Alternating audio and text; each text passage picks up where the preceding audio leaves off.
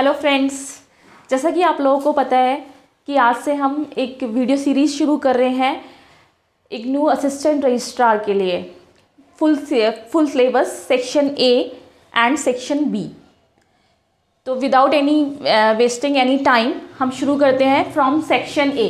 ठीक है, section A में जो हमारा फर्स्ट टॉपिक है वो है जनरल साइंस।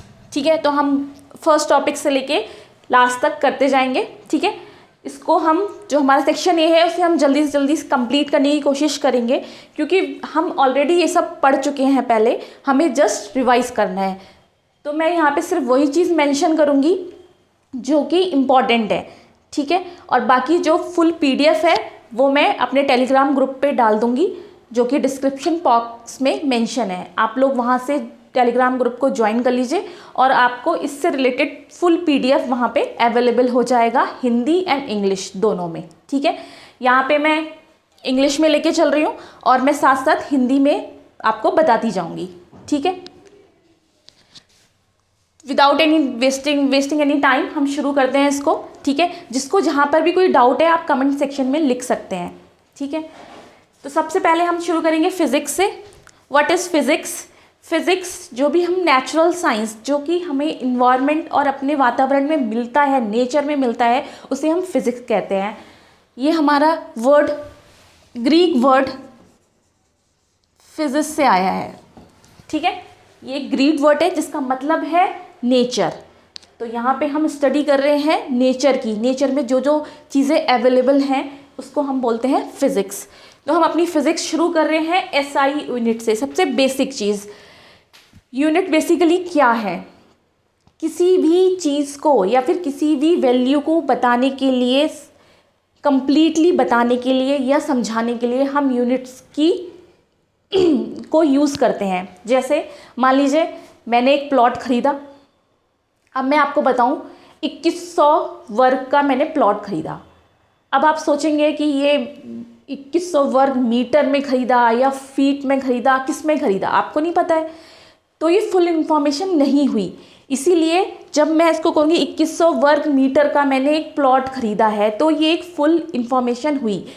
इसमें मीटर क्या है? यूनिट है, जिससे हमें पता चलता है उसकी डायमेंशंस क्या है, उसका आकार क्या है, उसका वेट क्या है, या उसकी फिज़िकल वैल्यू क्या है। ठीक है, वो बेसिकली होता है यूनिट। यहाँ पे हम एसआई यूनिट्स पढ़ने वाले हैं। एसआई यूनिट है इंटरनेशनल स्टैंडर्ड ऑफ यूनिट्स। ठीक है, अब इंटरनेशनल स्टैंडर्ड ऑफ यूनिट की ज़रूरत ही क्यों पड़ी? जैसा कि आप जानते हैं यूरोप में अगर आप जाओगे तो वहाँ पे हम वेट को नापने के लिए पॉन्ड्स का यूज़ करते हैं, जबकि इंडिया में हम किलोग्राम्स या ग्राम्स का यूज़ करते हैं। ऐसे ही अगर आप अमेरिका जाते हो तो वहाँ पे लिक्विड को नापने के लिए हम ओंस का यूज़ करते हैं, जबकि इंडिया में हम लीटर्स का यूज़ करते हैं। ठीक है, तो हर कंट्री, हर जगह एक अलग अलग सिस्टम यूज़ करते हैं लोग इन जनरल। ठीक है, घरेलू चीज़ों के लिए। लेकिन जब हम बात करते हैं किसी रिसर्च वर्क की या फिर कोई एक स्टैंडर्ड वर्क जो हर कंट्री में मान्य हो, उसके लिए हमें एक स्टैंडर्ड यूनिट की ज़रूरत पड़ी। जो हम, जैसे मान लीजिए मैंने कोई रिसर्च करी, उसमें मैंने अपने यूनिट्स अपने अकॉर्डिंग लगा दिए, तो जब वो कोई बाहर का व्यक्ति उसे पढ़ेगा तो उसको समझ में नहीं आएगा, बिकॉज उनके यहाँ वो चीज़ यूज़ नहीं हो रही है। इसीलिए हमने एक स्टैंडर्ड यूज़ करा यूनिट्स का, जो कि इंटरनेशनली ही मान्य होगा, वैलिड होगा। ठीक है, उस सिस्टम को हम कहते हैं एसआई यूनिट सिस्टम। ठीक है, तो इस एसआई यूनिट सिस्टम में 7 हमारी बेसिक यूनिट्स हैं। 7 बेसिक यूनिट्स हैं और जो बाकी यूनिट्स हैं वो उन 7 यूनिट्स से मिलकर बनाई गई हैं। ठीक है, 7 बेसिक यूनिट्स हैं प्लस 2 सप्लीमेंट्री यूनिट्स हैं। तो ये 7 बेसिक यूनिट्स कौन कौन सी हैं? सबसे पहले है लेंथ। लेंथ के लिए हम एसआई में यूज़ करते हैं मीटर्स। ठीक है, इसको हम रिप्रेजेंट करते हैं एम से, स्मॉल एम से। ठीक है, नेक्स्ट है मास। मास मतलब द्रव्यमान, इसको हम किलोग्राम्स में लेते हैं, जिसको हम रिप्रेजेंट करते हैं केजी से, कैपिटल के स्मॉल जी। ठीक है, नेक्स्ट है हमारा टाइम यानी कि समय। समय को रिप्रेजेंट करते हैं सेकंड से, यानी कि स्मॉल एस से। ठीक है, नेक्स्ट है हमारा इलेक्ट्रिक करंट यानी कि विद्युत धारा, इसके लिए हम यूज़ करते हैं एम्पियर्स यानी कि कैपिटल ए। ठीक है, नेक्स्ट है टेम्परेचर, तापमान। तापमान के लिए हम यूज़ करते हैं केल्विन। आपको यहाँ ध्यान देना है, एसआई यूनिट में हम केल्विन यूज़ करते हैं तापमान के लिए। इन जनरल हम क्या यूज़ करते हैं, सेल्सियस या फिर फ़ारेनहाइट। ठीक है, यहाँ पे एक क्वेश्चन है अपार्ट फ्रॉम दिस, इससे रिलेटेड नहीं है लेकिन टेम्परेचर से रिलेटेड है, वो मैं यहाँ पे मेंशन करना चाहूँगी। शायद वो आपको पीडीएफ में ना भी मिले तो आप उसको नोट कर लीजिए। कई बार कन्फ्यूज़न हो जाता है, जब हम फीवर आता है और हम टेम्परेचर लेते हैं तो वो फ़ारेनहाइट में होता है या सेल्सियस में होता है। जैसे मैं कहूँ मुझे 101 फीवर है, 102 फीवर है, तो वो फ़ारेनहाइट में होता है या सेल्सियस में। ऐसे ही जब पानी उबालते हैं तो हम कहते हैं 100 डिग्री पे पानी उबल जाता है, तो वो सेल्सियस है या फ़ारेनहाइट। तो यहाँ पे मैं बताना चाहूँगी, जो हम फीवर लेते हैं वो हम फ़ारेनहाइट में लेते हैं। 101 फ़ारेनहाइट, 100 फ़ारेनहाइट, 97 फ़ारेनहाइट जो कि एक नॉर्मल टेम्परेचर होता है ह्यूमन बॉडी का, वो हम फ़ारेनहाइट में लेते हैं। और जो हम बॉइलिंग पॉइंट, ये पानी के जमने का तापमान या फिर उबलने का तापमान के बारे में बात करते हैं, वो डिग्री सेल्सियस में होता है। यानी कि 100 डिग्री सेल्सियस पे पानी उबलने लगता है वाष्प में या फिर इवेपोरेट होने लगता है। ठीक है, ऐसे ही अगर हम 0 डिग्री की बात करें, 0 डिग्री सेल्सियस पे पानी जमने लगता है। ठीक है, तो वो डिग्री में है, डिग्री सेल्सियस में है। और जो हम फीवर की बात करते हैं तो वो फ़ारेनहाइट में है। यहाँ पे एक फॉर्मूला भी है इससे रिलेटेड, वो मैं लिखना चाहूँगी, आप लोग नोट कर लीजिए, काफ़ी इंपॉर्टेंट है।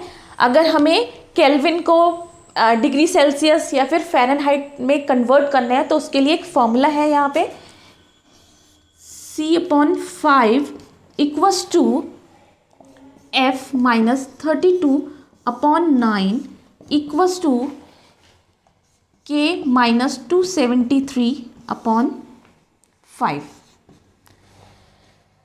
ठीक है, अब इस फॉर्मूले से आपको जिस भी चीज़ में कन्वर्ट करना है वो आप कर सकते हैं। जैसे कि आपको सेल्सियस को फ़ारेनहाइट में करना है तो आप इतना फार्मूला ले लीजिए, यहाँ पे सेल्सियस की वैल्यू पुट कर दीजिए और एफ़ की वैल्यू निकाल लीजिए, वो आपका फ़ारेनहाइट में आ जाएगा।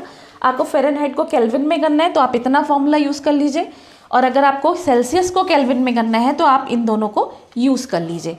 ठीक है, तो ये हमारा कन्वर्जन हो गया, और इस फॉर्मूले को आप नोट कर लीजिए बिकॉज ये बहुत इंपॉर्टेंट है। इसके बाद बात करते हैं इंटेंसिटी यानी कि तीव्रता, इसका कैंडला, और इसको हम करते हैं CD। ठीक है, C और स्मॉल d, ये है आपका इसका रिप्रेजेंटेशन। नेक्स्ट है आपका अमाउंट ऑफ सब्सटेंस। ठीक है, अमाउंट ऑफ सब्सटेंस मतलब किसी भी पदार्थ का परिमाण, जिसको हम लेते हैं मोल्स में। ठीक है, या फिर मोल में।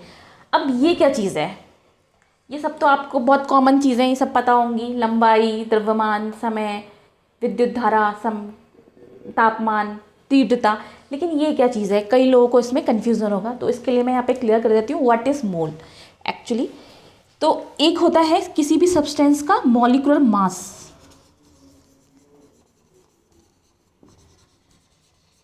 मॉलिक्यूलर मास क्या होता है, हम सभी को पता है किसी भी एटम का मास उसके किस पे डिपेंड करता है, इलेक्ट्रॉन और प्रोटॉन पे डिपेंड करता है। ठीक है, और इलेक्ट्रॉन, प्रोटॉन और न्यूट्रॉन्स की संख्या लगभग बराबर होती है। तो जो भी न्यूट्रॉन यानी उसके सेंटर का जो मास होता है वो होता है उसका मॉलिक्यूलर मास। ठीक है, इसको हम ऐसे समझ सकते हैं जैसे जो 1 मोल होता है वो आपका होता है किसी भी एटम का मॉलिक्यूलर मास इन ग्राम्स। ठीक है, 1 mole equals to molecular mass in grams of any atom. अगर हम किसी एटम को 1 मोल कितना होगा ये बताने के लिए देखें तो अब मान लीजिए हमें पता है 1 किलो नमक कितना होता है, सबको पता है। 1 ग्राम नमक कितना होगा एक चम्मच के बराबर, ये भी सबको पता है। अब मैं कहूँ 1 मोल सॉल्ट कितना होगा, 1 मोल नमक कितना होगा, ये हमें कैसे पता चलेगा। तो हम इसको ऐसे निकाल सकते हैं, अगर हमें नमक यानी कि सॉल्ट का मॉलिक्यूलर मास पता चल जाए तो हमें पता चल जाएगा 1 मोल में कितने ग्राम्स होंगे। ठीक है, तो इसका एक एग्जाम्पल ले लेते हैं ताकि आप ऐसे ही बाकियों को भी कर पाएँ।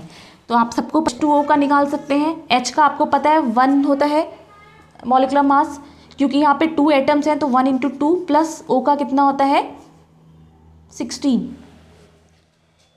ठीक है, तो हमारा कितना आ जाएगा ये 2 प्लस ये 18 28। ठीक है, ऐसे ही आप निकाल सकते हैं। तो यानी कि 1 मोल में H2O के कितने ग्राम्स होंगे 28 ग्राम्स होंगे। ये हम लिक्विड के लिए निकाल रहे हैं और ये हम सॉलिड के निकाल रहे हैं। मोल्स हम किसी के लिए भी निकाल सकते हैं। ठीक है, तो ये तो हो गया हमारा मोल्स। अब हम बात करते हैं, ये हमारे हो गए 7 बेसिक यूनिट्स। इन यूनिट्स को यूज़ करके हम बाकी की ड्राइव्ड यूनिट्स निकालते हैं। लाइक जैसे आपको एरिया का निकालना होगा, एरिया का क्या होगा यूनिट, तो सबको हमें पता है लेंथ इंटू लेंथ होता है, यानी कि metre into metre, that is metre square. ठीक है, तो ये कहाँ से ड्राइव हुआ, यहाँ से ड्राइव हुआ। इन्हीं वैल्यूज से हम इसको ड्राइव कर सकते हैं। ठीक है, अब नेक्स्ट है हमारे 2 सप्लीमेंट्री यूनिट्स हैं। ये कौन सी यूनिट्स हैं, ये हम यूज़ करते हैं सर्कुलर मोशन के लिए, या फिर जहाँ पे सर्कल्स एंगल्स यूज़ होते हैं वहाँ के लिए हम यूज़ करते हैं। यहाँ पे 2 हैं, एक तो प्लेन एंगल और एक सॉलिड एंगल। इसका क्या मतलब है, प्लेन एंगल का मतलब अगर आप 2D में ले रहे हैं शेप, अगर आप जो भी सर्कुलर मोशन या फिर जो भी एंगल ले रहे हैं वो 2D फॉर्म में है, जैसे कि आपका सर्किल है, ट्राइंगल है, रेक्टेंगुलर है, तो वो हमारा 2D है, उसके लिए हम यूज़ करते हैं रेडियन। ठीक है, और अगर वही सेम चीज़ आपकी 3D में है, यानी कि आपका स्फीयर है, वृत्त, गोला है, कोन है, तो उस केस में हम यूज़ करते हैं solid angle, that is steradian. ठीक है, और इसको हम रिप्रेजेंट करते हैं RAD, रेडियन। ठीक है, और इसको रिप्रेजेंट करते हैं SR, स्टेरेडियन को रिप्रेजेंट करते हैं SR से। ठीक है, अब आपको समझ में आया, ये हम यूज़ करते हैं 2D के लिए और यूज़ करते हैं 3D के लिए। ठीक है, सर्कल, रेक्टेंगल, ट्रायंगल, ये सब हमारे यूज़ आते हैं प्लेन एंगल में, यानी हम उनको रिप्रेजेंट करते हैं रेडियन में। और हमारे स्फीयर है, कोन है, यानी जितनी भी 3D एंगल्स हम निकालेंगे उसको रिप्रेजेंट करेंगे स्टेरेडियन में। ठीक है, अब इन दोनों में क्या रिलेशन है, इन दोनों में का रिलेशन का मतलब है, स्टेरेडियन का मतलब होता है radian square, square of radian. ठीक है, स्क्वायर ऑफ रेडियन, इसका ये मतलब है। ठीक है, अगर हम एक सर्किल की बात करें 2D में, तो उसका जो टोटल एंगल होता है सर्किल का वो 2π होता है, ये हम सबको पता है। ठीक है, अगर हम उसकी जगह स्फीयर ले लें, यानी कि एक 3D चीज़ ले लें, 3D, ठीक है, स्फीयर है ये मान लीजिए, तो इसका जो टोटल एंगल होगा वो 4π स्टेरेडियन, ये होगा 2π रेडियन और इसका होगा 4π स्टेरेडियन। ठीक है, यानी कि SR, स्क्वायर ऑफ रेडियन। तो ये हुआ इनका मतलब।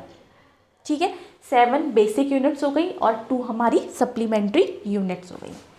अब नेक्स्ट है आपका ग्रेटेस्ट यूनिट्स, मतलब ये कुछ ऐसी एक्सेप्शनल यूनिट्स हैं जो हमने बनाई है अपने कंफर्ट के लिए। अपने कंफर्ट के लिए मतलब जहाँ हम बात करते हैं एस्ट्रोनॉमी की, सोलर की, ठीक है, आकाश गंगा की, जहाँ पे डिस्टेंस बहुत बहुत ज़्यादा है, अगर आप किलोमीटर्स और मीटर्स में उसे मेज़र करने लगे तो शायद पॉसिबल ही नहीं होगा उसको याद रखना या बताना। ठीक है, तो उसके लिए हमने कुछ यूनिट्स बनाई हैं, जैसे है हमारी 1 लाइट ईयर।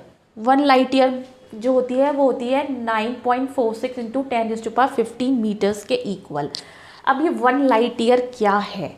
ठीक है, 1 लाइट ईयर का मतलब ये है, अगर हम एक लाइट बीम को 1 साल तक मोशन में रखें तो उसकी वो जो डिस्टेंस कवर करेगी 1 साल में, वो डिस्टेंस होगी 1 लाइट ईयर। ठीक है, अब सबको पता है लाइट की स्पीड क्या होती है, लाइट की स्पीड होती है 3 × 10⁸ मीटर पर सेकेंड। आप सोचिए इस स्पीड से एक बीम ट्रैवल कर रही है 1 साल तक, तो वो कितनी डिस्टेंस कवर कर लेगी, कितनी, जबकि वो 1 सेकेंड में कितनी करती है 3 × 10⁸ मीटर 1 सेकेंड में कवर करती है। ठीक, तो वो 1 साल में जितना कवर करेगी वो होता है 1 लाइट ईयर। ठीक है, उसकी वैल्यू होती है 9.46 × 10⁻15 मीटर्स। ओके, नेक्स्ट है हमारा 1 पासेक, इसको बोलते हैं पासेक, इसमें आर जो है वो साइलेंट है। पासेक, पासेक क्या है, ये लाइट ईयर से भी बड़ी यूनिट है। ठीक है, अब हम बात करते हैं, हमें डिस्टेंस लेनी है अर्थ से स्टार्स की, या फिर एक स्टार से दूसरे स्टार्स की, या फिर सन से स्टार्स की। ठीक है, तो वो जो वैल्यू है वो हम लेते हैं, वो मेज़र करते हैं पासेक्स में। ठीक है, एक 1 पासेक इक्वल्स टू होता है 3.086 × 10⁻16 मीटर्स, या फिर 3.26 लाइट ईयर्स। ठीक है, ये हमारा हो गया पासेक्स। नेक्स्ट है हमारा 1 AU। अब ये AU क्या है, AU का मतलब होता है एस्ट्रोनॉमिक यूनिट।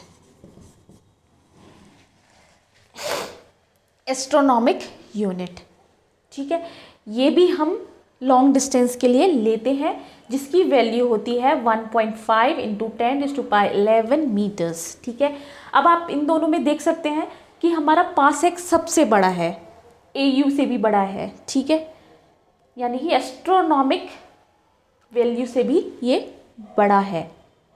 ठीक है, उसके बाद है 1 metric ton. 1 metric ton equals to होता है 10⁻3 किलोग्राम्स।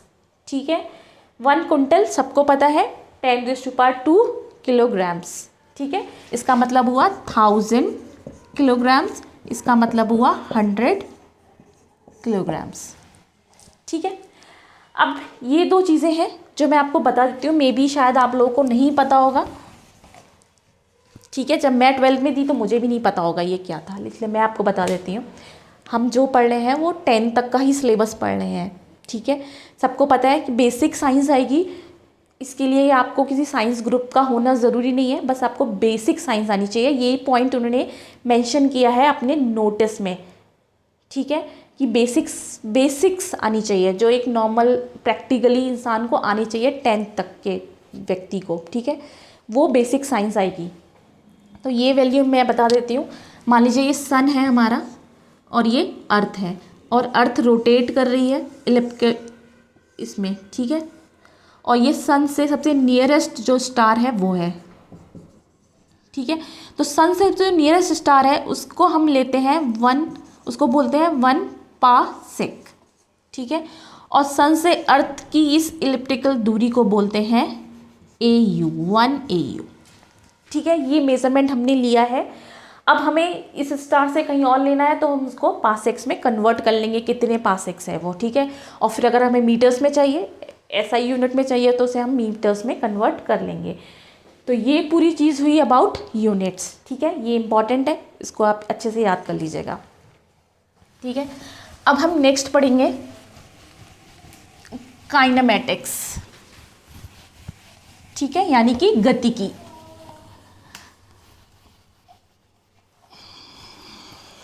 सबने पढ़ा होगा, मैं जितनी मेरे से कोशिश हो सकती है उतना मैं पॉसिबल ही कर रही हूँ हिंदी में बोलने की, और बाकी मैं आपको हिंदी में सारे नोट्स PDF दे दूँगी और इंग्लिश में भी प्रोवाइड कर दूँगी। आपको जिसमें भी कंफर्टेबल हो आप उसमें कर सकते हैं। आपका पेपर जो है हिंदी इंग्लिश दोनों में ही आएगा। NTA दोनों में ही, दोनों लैंग्वेज में ही प्रोवाइड करता है। ठीक है, और एक चीज़ NTA की मैं आपको बताना चाहूँगी, वो लोग क्या करते हैं कि ज़रूरी नहीं है हर टॉपिक से आपको सेम नंबर ऑफ़ क्वेश्चंस मिले। ठीक है, मे भी हो सकता है किसी टॉपिक से क्वेश्चन नंबर ज़्यादा हो, किसी से कम हो, किसी से 2 ही हो, किसी से 7 हो। ये बहुत ज़्यादा होता है, इसीलिए सारे टॉपिक्स पढ़ना बहुत ज़रूरी है। आप किसी चीज़ को छोड़ नहीं सकते। ठीक है। मैंने कई बार नेट का एग्ज़ाम दिया है, जो एनटीए कराता है उनका हर बार मैंने यही देखा है कि किसी टॉपिक से उनके कुछ नंबर ऑफ क्वेश्चन बहुत ज़्यादा होंगे और किसी से 1 या 2, ठीक है। तो यहाँ पे हम सारे टॉपिक्स कवर करेंगे और सैटरडे संडे में हम reasoning, general ability, current affairs ये और कंप्यूटर्स, जो कि हमारे सेक्शन बी में लास्ट पॉइंट है, आईटीसी, इंफॉर्मेशन टेक्नोलॉजी कम्युनिकेशन, वो हम पढ़ेंगे सैटरडे संडे में, रोज़ हर सैटरडे संडे को, ठीक है। अब हम करेंगे काइनेमैटिक्स यानी कि गतिकी। यहाँ पे मैं केवल इम्पॉर्टेंट पॉइंट्स ही मेंशन करूँगी, ठीक है।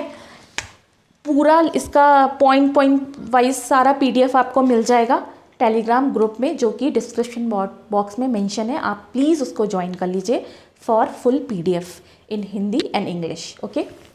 और एक चीज़ मैं और बताना चाहूँगी कि सारे पीडीएफ जो है वो मैं एक साथ डालूँगी। ऐसा नहीं है कि ये काइनेटेमिक्स पढ़ा रही हूँ तो ये मैं बस अभी डाल दूँ इतना पोर्शन, नहीं। जब ये पोर्शन पूरा कंप्लीट हो जाएगा मेरा फिज़िक्स का, मैं फिज़िक्स का पूरा पीडीएफ एक साथ ही डाल दूँगी, ताकि आप लोगों को भी इजी हो पढ़ने में और मेरे को भी डालने में इजी हो। पॉइंट वाइज डालना थोड़ा मुश्किल है, ठीक है, और उसको पढ़ना भी बहुत ज़्यादा कंफर्टेबल नहीं है। आप एक सीक्वेंस में एक साथ पढ़ लोगे, इसलिए पूरी फिजिक्स एक साथ, देन केमिस्ट्री, देन जो हमारा बेसिक साइंस यानी बायो है वो डाल देंगे, ठीक। इसमें हमें सबसे पहले है बेसिक चीज़ें पढ़ेंगे, डिस्टेंस,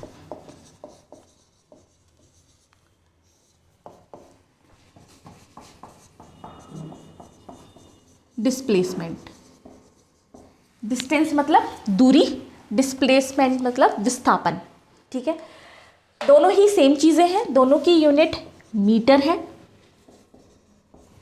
दोनों ही लगभग सेम है पर बिल्कुल सेम नहीं है, ठीक है। दोनों में डिफरेंस क्या है, दोनों की यूनिट सेम है लेकिन ये स्केलर है और ये वेक्टर है, यानी ये अदिश है, अदिश राशि है और ये सदिश है।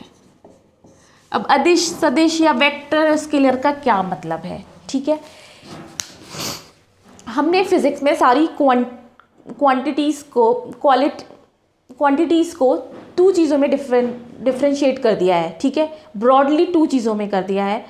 एक है हमारा स्केलर यानी कि अदिश राशियाँ, एक है हमारी वेक्टर यानी कि सदिश राशियाँ, ठीक है। अब दोनों में डिफरेंस क्या है, दोनों में सबसे मेन डिफरेंस ये है कि स्केलर क्वांटिटीज़ के साथ हम दिशा प्रयोग नहीं करते हैं, ये हमेशा पॉजिटिव होती हैं, ठीक है।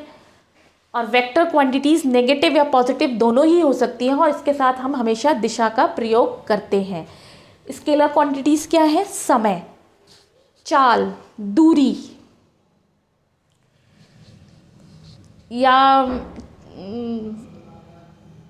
बल, कार्य, सॉरी बल नहीं है, बल हमारा वेक्टर क्वांटिटी, फोर्स हमारा वेक्टर क्वांटिटी है, ठीक है। डिस्टेंस, स्पीड, वर्क, ऐसे ही बहुत सारे हैं जो कि हैं हमारे स्केलर क्वांटिटी, जिसमें हम दिशा मेंशन नहीं करते हैं, ठीक है। दिशा का उसमें कोई काम नहीं है और ये क्वांटिटीज़ हमेशा पॉजिटिव होती हैं, ठीक है। आप कुछ काम करोगे वो हमेशा पॉजिटिव होगा, ऐसा नहीं है कि नेगेटिव में चला जाए। समय आपका हमेशा बढ़ेगा, वो कम नहीं हो सकता, ठीक है। ऐसी वेक्टर क्वांटिटीज़ क्या होती हैं, ये नेगेटिव या पॉजिटिव कुछ भी हो सकती हैं और इसमें हम दिशा का यूज़ करते हैं, जैसे कि हमारा डिस्प्लेसमेंट यानी कि विस्थापन, या फिर वेलोसिटी, चाल, ठीक है।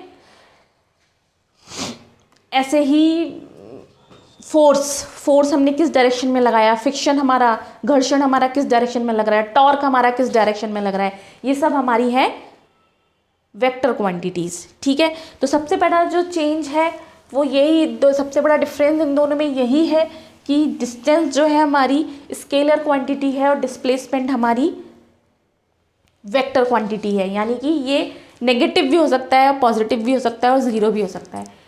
डिस्टेंस हमारा ज़ीरो हो सकता है, पॉजिटिव हो सकता है, पर नेगेटिव नहीं हो सकता, ठीक है। अब डिस्टेंस क्या है, मान लीजिए ये एक व्यक्ति है, ये इस डायरेक्शन में चला 3 किलोमीटर्स, इस डायरेक्शन में चला 4 किलोमीटर्स। तो अब हम बताएंगे टोटल डिस्टेंस ये कितना चला।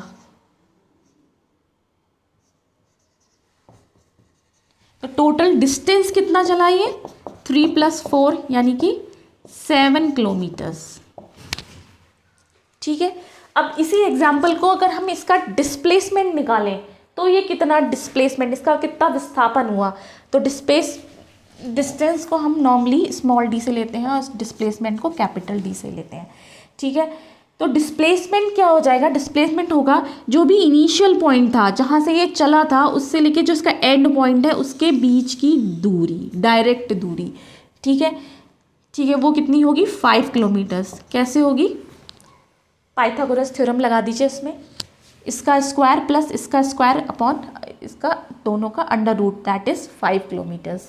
ठीक है, तो टोटल डायरेक्ट इसकी कितनी दूरी होगी, ये हमारा होगा डिस्प्लेसमेंट। अब आपको समझ में आया। ठीक है, इसको ऐसे भी समझ लेते हैं।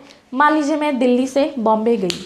ठीक है, मैं दिल्ली से बॉम्बे गई, उससे पहले मैं दिल्ली से कोटा से फिर मैं हरियाणा गई, हरियाणा से राजस्थान गई, राजस्थान से गुजरात गई और गुजरात से फिर बॉम्बे आई। ऐसे ही ट्रेन जाती है हमारी। ठीक है, तो मेरा जो डिस्टेंस ट्रैवलिंग हुआ वो टोटल कॉम्बिनेशन हुआ पूरे रूट का। ठीक है, वो तो मेरा डिस्टेंस हो गया। लेकिन अगर मैं कहूँ मेरा कितना डिस्प्लेसमेंट हुआ, कितना विस्थापन हुआ, तो हम डायरेक्ट जो दिल्ली से बॉम्बे की दूरी है 1100 किलोमीटर्स, वो मैं बता दूंगी भाई उतना डिस्प्लेसमेंट हुआ, डायरेक्ट जो दूरी है उसकी। ठीक है, तो यही डिफरेंस है डिस्टेंस और डिस्प्लेसमेंट में। इसमें हम डायरेक्शन भी मेंशन करते हैं। और एक चीज़, जो आपका डिस्प्लेसमेंट है वो या तो इक्वल हो सकता है डिस्टेंस के या फिर छोटा हो सकता है। इसका मतलब हुआ डिस्टेंस या तो डिस्प्लेसमेंट से बड़ी होगी या फिर इक्वल होगी, लेकिन कभी भी डिस्प्लेसमेंट डिस्टेंस से बड़ा नहीं हो सकता। उसके बराबर तो हो सकता है पर बड़ा नहीं हो सकता। ठीक है, एक चीज़ और, अगर कोई व्यक्ति सर्कुलर मोशन करता है, मान लीजिए ये है, ये एक सर्किल में ट्रैवल करता है और एंड में आके यहीं रुक जाता है, तो इसका डिस्टेंस क्या हुआ, टोटल जो भी इस सर्किल का परिमाप होगा, परिधि होगी, वो तो इसका हो गया डिस्टेंस। लेकिन अगर हम बात करें इसका डिस्प्लेसमेंट, तो इसका डिस्प्लेसमेंट होगा 0। ठीक है, क्यों होगा, क्योंकि जिस पॉइंट से इसने शुरू किया था चलना उसी पॉइंट पे आके ये रुक गया। तो इसके चलने के और रुकने की पॉइंट की जो डिस्टेंस है वो 0 है, इसीलिए इसका डिस्प्लेसमेंट 0 होगा, जबकि इसकी डिस्टेंस इसकी परिधि होगी। ठीक है, 2πr। ये तो हो गया हमारा डिस्टेंस और डिस्प्लेसमेंट। नेक्स्ट है हमारा स्पीड और वेलोसिटी।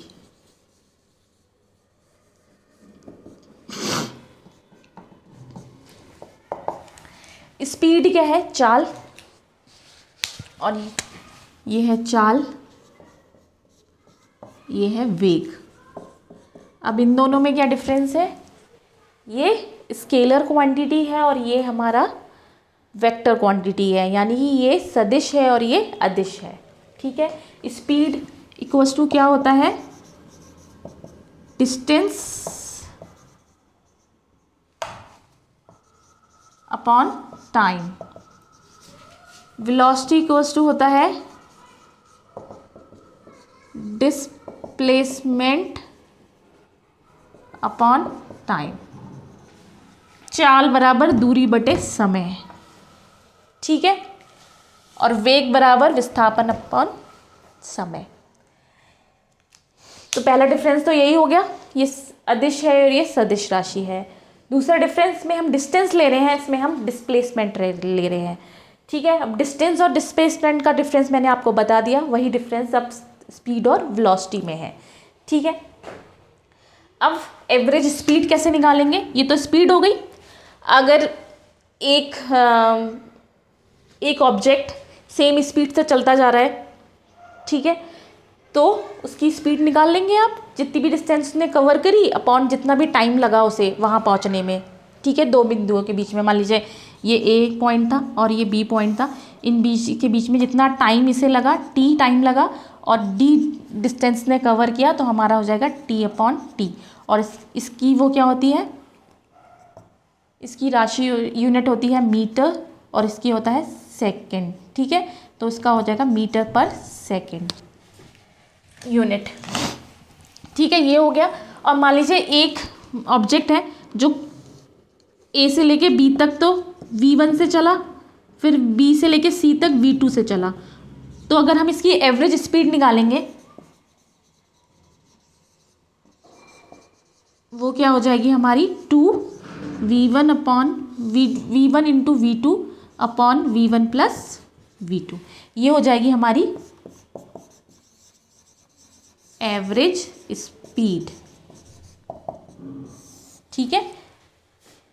v1 कैसे निकालेंगे, v1 ये वाली डिस्टेंस और इसको कवर करने में लगा टाइम, ठीक है, t1, और ये वाली v2 कैसे निकालेंगे, ये डिस्टेंस अपॉन ये टाइम, इससे v1 v2 निकाल लेंगे और ये फॉर्मूले में पुट करके हम एवरेज स्पीड निकाल देंगे। अब बात करें वेलोसिटी की। वेलोसिटी में भी डिस्प्लेसमेंट जो भी होगा आपका, आप डिस्प्लेसमेंट यानी विस्थापन निकाल लेंगे और समय से उसे भाग कर देंगे, तो आ जाएगा आपका वेलोसिटी, ठीक है। इसकी यूनिट मीटर्स होती है जैसा कि मैंने बताया था, और इसकी सेकंड है, तो इसका भी आपकी यूनिट हो जाएगी मीटर पर सेकंड, ठीक है। अब अगर हमें एवरेज वेलोसिटी निकालनी है, एवरेज वेलोसिटी का फॉर्मूला होगा हमारा same,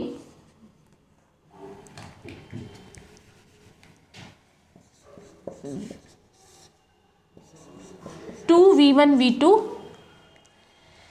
upon v1 plus v2। Capital V generally हम यूज़ करते हैं वेलोसिटी के लिए और स्मॉल v यूज़ करते हैं स्पीड के लिए, ठीक है। तो ये भी सेम चीज़ है। अगर एक ऑब्जेक्ट है आपका A से B तक, उसकी वेलोसिटी v1 है, B से C तक उसकी वेलोसिटी v2 है, तो उसकी एवरेज वेलोसिटी यहाँ से आ जाएगी, ठीक है। ये तो हो गया हमारा डिस्प्लेसमेंट, डिस्टेंस, स्पीड, वेलोसिटी, ठीक है। नेक्स्ट है हमारा यूनिफॉर्म वेलोसिटी। अब यूनिफॉर्म वेलोसिटी क्या है, अगर कोई ऑब्जेक्ट सेम वेलोसिटी के साथ, ठीक है, उसकी वेलोसिटी में कोई चेंज नहीं आ रहा है, v1 वेलोसिटी जो उसने इनिशियली एक्वायर करी थी वही एंड तक रहती है, तो वो होती है यूनिफॉर्म वेलोसिटी। उस केस में जो एक्सेलरेशन होता है या रिटार्डेशन होता है वो ज़ीरो होता है। अब एक्सेलरेशन और रिटार्डेशन क्या होता है, त्वरण क्या होता है, चेंज इन मोशन। जो भी चेंज आता है मोशन में वो त्वरण की वजह से आता है। ये पॉजिटिव भी हो सकता है और नेगेटिव भी हो सकता है, मतलब स्पीड बढ़ भी सकती है और स्पीड कम भी हो सकती है। तो ये होता है हमारा नॉन यूनिफॉर्म। यूनिफॉर्म में त्वरण ज़ीरो होता है, ठीक है, कोई भी एक्सेलरेशन नहीं होता, ना रिटार्डेशन होता है, सेम स्पीड से ऑब्जेक्ट अपने फाइनल पॉइंट तक पहुंचता है। जबकि नॉन यूनिफॉर्म वेलोसिटी में आपका त्वरण होता है, जिसकी वजह से आपके ऑब्जेक्ट की वेलोसिटी या तो इंक्रीज़ होती है या डिक्रीज़ होती है। इंक्रीज़ होती है तो उसे एक्सेलरेशन कहते हैं, और डिक्रीज़ होती है तो इसको रिटार्डेशन कहते हैं, ठीक है। तो ये होता है नॉन यूनिफॉर्म वेलोसिटी। अब एक बहुत इंपॉर्टेंट कॉन्सेप्ट है रिलेटिव वेलोसिटी का।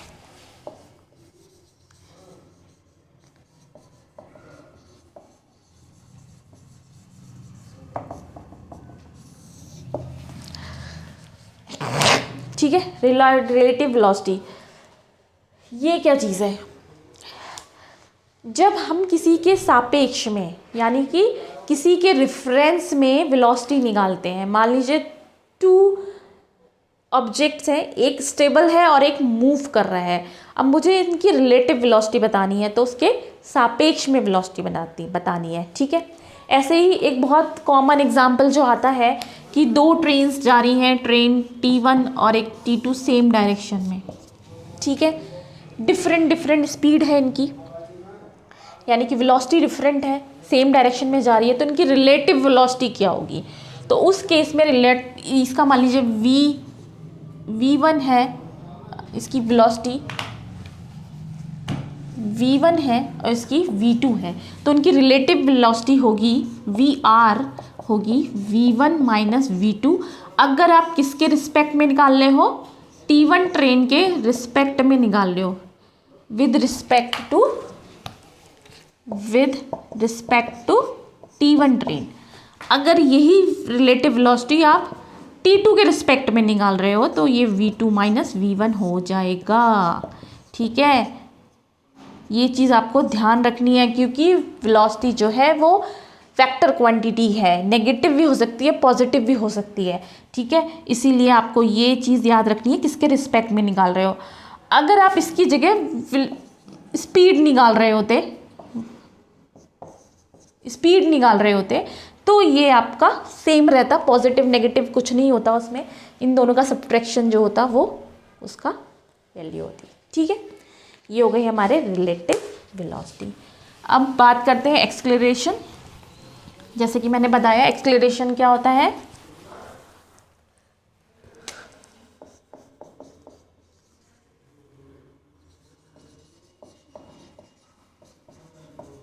त्वरण। अगर आपकी कोई भी ऑब्जेक्ट सेम स्पीड या वेलोसिटी से चलता जा रहा है तो उसमें एक्सेलरेशन 0 होगा। ठीक है, और अगर उसकी स्पीड वेरी कर रही है, उसकी वेलोसिटी वेरी कर रही है, इसका मतलब उसके अंदर त्वरण है। ठीक है, अब ये पॉजिटिव भी हो सकता है और नेगेटिव भी हो सकता है।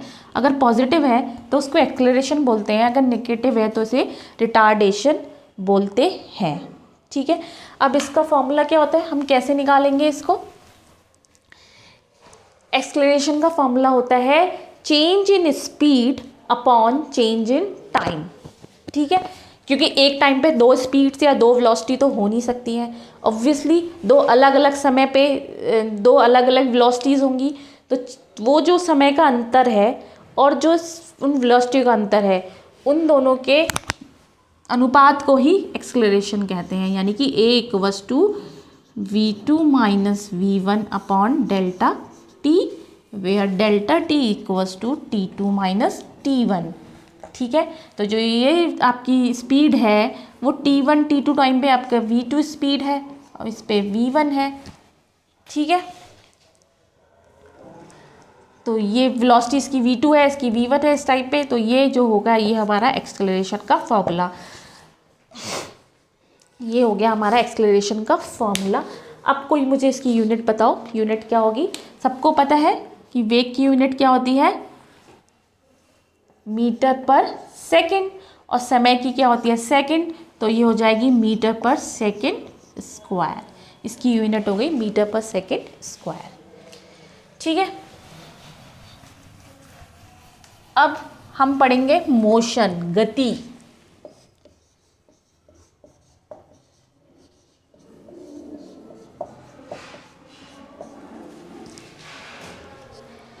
तो मोशन क्या है, अगर कोई ऑब्जेक्ट दो अलग अलग समय पे सेम स्थिति में है तो उसे हम कहते हैं रेस्ट की स्थिति, यानी कि वो मोशन नहीं कर रहा है।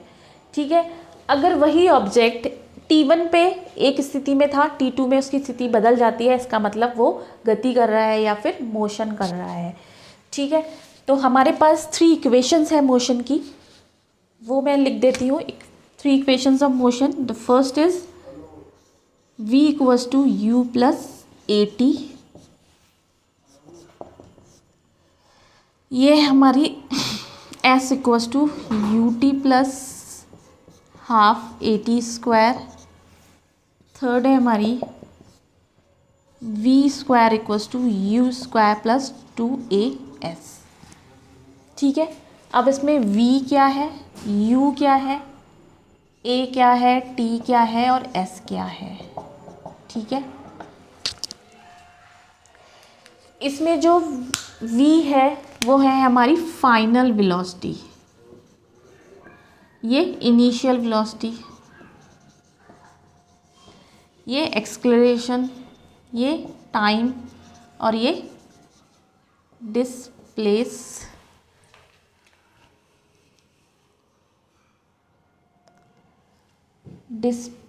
डिस्प्लेसमेंट या डिस्टेंस, ठीक है।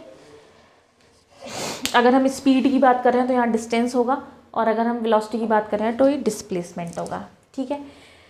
फाइनल वेलोसिटी मतलब हम दो पॉइंट्स के बीच में मोशन निकाल रहे हैं, ठीक है, दो समय पे, यानी कि T1 और T2 पे निकाल रहे हैं।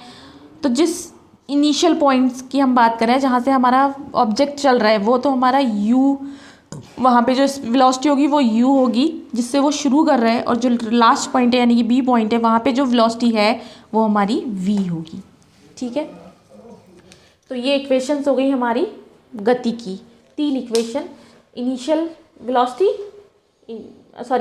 Final velocity, initial velocity, acceleration और समय। अगर हमें डिस्टेंस निकालनी है तो हम ये यूज़ कर लेंगे, अगर हमें फाइनल वेलोसिटी निकालनी है तो आप इन दोनों में से कोई भी फॉर्मूला यूज़ कर लोगे।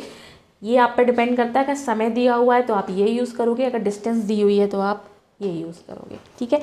ये तो तब हुआ जब आप स्ट्रेट लाइन में चल रहे हो, ठीक है, स्ट्रेट लाइन में चल रहे हो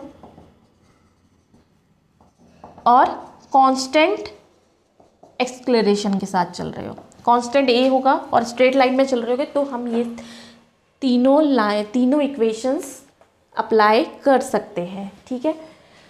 ये आपको स्टार कंडीशन है, याद रखनी है। अभी सेम यही मोशन स्ट्रेट लाइन की जगह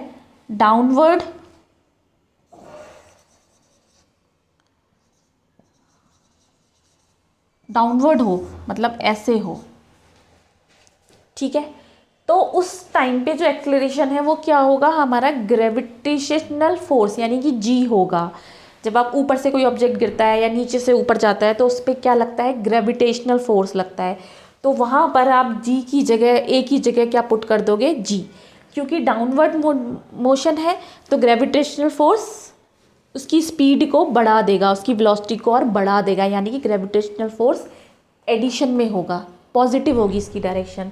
तो हमारे इस टाइम पे इक्वेशन क्या हो जाएंगी, v=u + gt, टाइम तो टाइम ही रहेगा, s की जगह डिस्प्लेसमेंट की जगह हाइट आ जाएगी, क्योंकि हम ऊपर नीचे की बात कर रहे हैं, हाइट = u t + ½ gt², और हमारे v² = u² + 2gh, हाइट आ जाएगा डिस्प्लेसमेंट की। ये तो होगा डाउनवर्ड। अगर सेम चीज़ हम करेंगे अपवर्ड में, क्योंकि मैंने आपको बताया था एक्सेलरेशन एक वेक्टर क्वांटिटी है, यानी कि हम इसमें डायरेक्शन मैटर करता है। डाउनवर्ड में सब पॉजिटिव होगा, ऐड हो जाएगा, फोर्स ऐड कर देगा, स्पीड बढ़ा देगा। अगर अपवर्ड में करेंगे तो ग्रेविटेशनल फोर्स नीचे की तरफ रहेगा, ऑब्जेक्ट ऊपर की तरफ जाएगा, तो वो क्या करेगा, उसकी स्पीड को कम कर देगा, ठीक है। उस केस में इसकी वैल्यू माइनस हो जाएगी, तो v हो जाएगा u - gt, h हो जाएगा ut - ½ gt², और v² हो जाएगा u² - 2gh। ये हो जाएगा डाउनवर्ड डायरेक्शन में, ये अपवर्ड डायरेक्शन में, ठीक है। तो ये हमारी इक्वेशंस हो गई मोशन की, यानी कि गति की इक्वेशंस, ठीक है।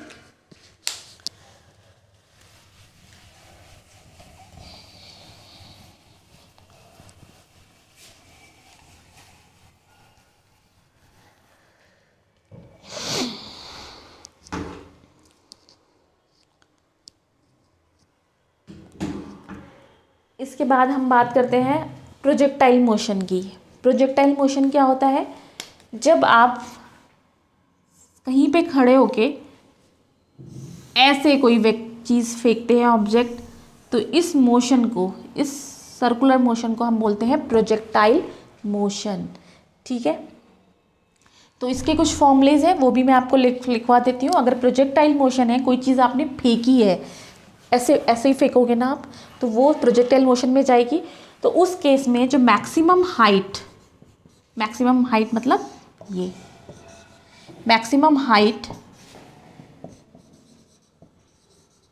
h क्या होती है, u² sin² θ/2g। u क्या है, u है आपका जिस स्पीड से आपने इनिशियल स्पीड से इसे फेंका था, इसके 2 हो गए, एक u साइन कॉस थीटा और u sine theta, theta angle से आपने इसको फेंका था, ठीक है। तो ये हो गया हमारा u square sine square theta upon 2g। जी क्यों लगा? क्योंकि हमेशा जो है इस पूरे मोशन के दौरान जो भी जी लग रहा होगा वो नीचे की तरफ लग रहा होगा, तो वो जी हमने यहाँ पे ले लिया। ये हो गया मैक्सिमम हाइट ये एक्वायर करेगा इतनी, ठीक है। और ये मैक्सिमम रेंज यानी कितनी दूरी तक ये पहुँचेगा, आर, मैक्सिमम रेंज का फॉर्मूला होता है हमारा u square sine 2 theta upon G. Theta क्या है? वो एंगल जिससे आप इसे फेंक रहे हो, ठीक है। अब इन वैल्यू, इनकी मैक्सिमम वैल्यू, मैक्सिमम कब आएगा? जब थीटा इक्वल्स टू होगा 45 डिग्री। अगर आप 45 डिग्री पे कोई ऑब्जेक्ट को फेंकते हैं तो वो मैक्सिमम हाइट पे और मैक्सिमम रेंज पे जाएगा। साइन 45 क्या होता है बताइए? साइन 45 वन अपॉन √2, ठीक है। तो ये मैक्सिमम हाइट और रेंज एक्वायर करेगा, ठीक है। अब टाइम निकालना है हमें। टोटल टाइम कितना लिया यहाँ तक पहुँचने में, यहाँ से लेके यहाँ तक पहुँचने में टोटल टाइम जो लेगा वो होता है हमारा टाइम ऑफ फ्लाइट। वो कितना होगा? वो होगा t equals to 2 u sine theta upon G, ठीक है। तो ये हो जाएगा हमारा t इक्वल्स टू साइन, ये टोटल टाइम लेगा जितना फ्लाइट का टाइम होगा वो। और इन तीनों की मैक्सिमम वैल्यू कब आएगी? जब थीटा इक्वल्स टू 45 डिग्री होगा। अगर इस एंगल पे आप भेजोगे तो आपकी मैक्सिमम हाइट अचीव करेगा, मैक्सिमम रेंज और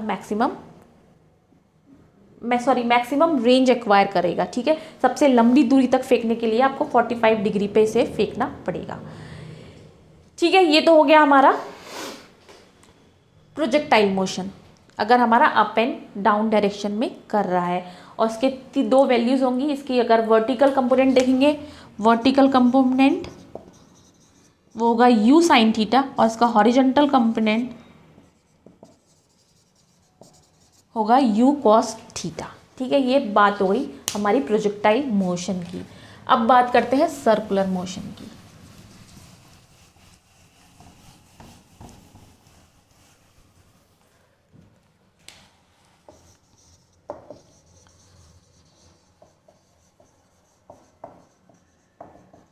सर्कुलर मोशन में 2 चीज़ें हैं, एक तो है हमारा सेंट्रीफ्यूगल,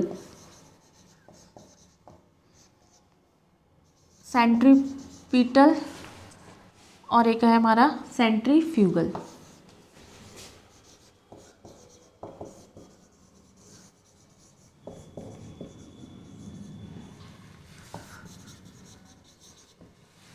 ठीक है, एक है अभिकेंद्रीय, एक है हमारा उपकेंद्रीय, ठीक है। अभिकेंद्रीय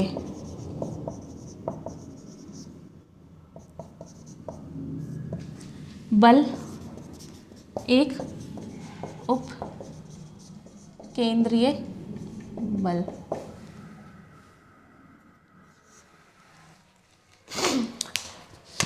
ये आपका सर्किल है। नेचुरली जो कि इन्वायरमेंट में है, नेचर में मिलता है, वो क्या मिलता है?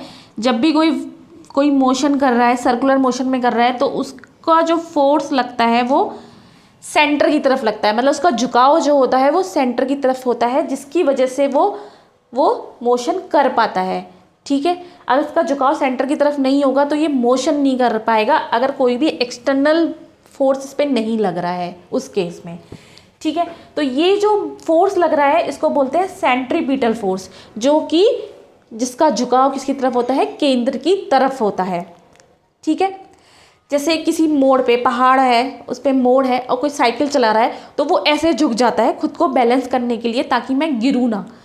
तो क्या करता है, जो रोड का फ्रिक्शन है वो उसको एक सेंट्रीपिटल फोर्स प्रोवाइड करता है, जिससे कि उसकी साइकिल गिरती नहीं है, ठीक है। ये होता है अभिकेंद्रीय बल, ठीक है। अब है हमारा सेंट्रीफ्यूगल फोर्स। सेंट्रीफ्यूगल फोर्स कौन सा होता है? जिसमें हम कोई एक्सटर्नल फोर्स लगाते हैं उसको बैलेंस करने के लिए, जो कि बाहर की तरफ से लगता है, बाहर की तरफ से, जो सेंटर की तरफ से नहीं लगता, बाहर की तरफ से, जो उसका अपोज करता है, अपोजिट होता है सेंटर, यानी कि सेंट्रीपिटल फोर्स का अपोजिट होता है सेंट्रीफ्यूगल फोर्स। और ये सीडो होता है, ठीक है। सीडो मतलब ये नेचुरल फोर्स नहीं है, ये एक बनाया गया फोर्स है, बाहर से लगाया अप्लाई किया गया फोर्स है, ठीक है। ये नेचुरल फोर्स है और ये एक अप्लाइड फोर्स है, ठीक है, जो कि एक सीडो फोर्स कह सकते हैं। हिंदी में मुझे याद नहीं रहा इसका, लेकिन इसको हम कहते हैं सेंट्रीफ्यूगल फोर्स, ठीक है। जैसे कि जब हम दही में से मक्खन निकालते हैं तो उस केस में हम लगाते हैं सेंट्रीफ्यूगल फोर्स, ठीक है, जिसकी वजह से मक्खन आपका, आप बाहर की तरफ फोर्स लगाते हैं और आपका केंद्र की तरफ मक्खन इकट्ठा होता जाता है, ठीक है। ऐसे ही कपड़े सूखते हैं मशीन में, तो उसमें भी वो बाहर की तरफ फोर्स लगाता है, बाहर की तरफ फोर्स लगाता है, और जिसकी वजह से पानी नचुड़ता है, उसमें पानी नचुड़ के ड्रेन हो जाता है। तो ये 2 एग्जाम्पल है सेंट्रीफ्यूगल के। और बाकी आपने मौत का कुआं देखा होगा मेले में, बहुत से लोगों ने नहीं भी देखा होगा, पिक्चरों में देखा होगा। उसमें आपने देखा है कि एक बाइक चला रहा है बंदा, वो सर्कुलर मोशन कर रहा है, लेकिन फिर भी वो गिरता नहीं है, क्योंकि उस पर लगता है सेंट्रीपिटल फोर्स, जो कि उसके फोर्स को बैलेंस कर लेता है। इसकी वजह से वो एक सर्कुलर मोशन एक्वायर कर लेता है, ठीक है। ये है हमारा सर्कुलर मोशन।